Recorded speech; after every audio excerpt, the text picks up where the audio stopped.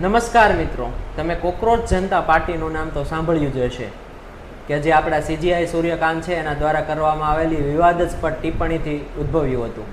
તો આમાં થયું શું છે તો કે આપણા જે સીજીઆઈ છે એણે ભારતના યુવાનોને બેરોજગાર, સોશિયલ મીડિયા અથવા તો આરટીઆઈ પ્લેટફોર્મ ઉપર ટીકાત્મક ટિપ્પણી કરનારોની તુલના કોકરોચ અને અધર પેરાસાઇટ્સ સાથે કરેલી હતી કે જેના લીધે એક પાર્ટીનું નિર્માણ થયું, કોકરોચ જનતા પાર્ટી.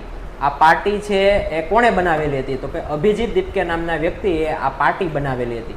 અને આ પાર્ટી છે એનો મુખ્ય ઉદ્દેશ શું હતો તો કે જે આપણા જે ન્યાયાધીશ છે એ રિટાયર્ડ થાય એટલે એને રાજ્યસભાની અંદર કોઈ બેઠક ફાળવવામાં ન આવે, મહિલા છે એને 50% અનામત આપવામાં આવે. તો મિત્રો કે આપણને જેણે કોકરોચ કહ્યા છે, અધર પેરાસાઇટ્સ કહ્યા છે, તો કે જે જેનજી લોકો છે એણે દેખાડી દીધું કે જે કોકરોચ છે એનો પાવર શું હોય છે.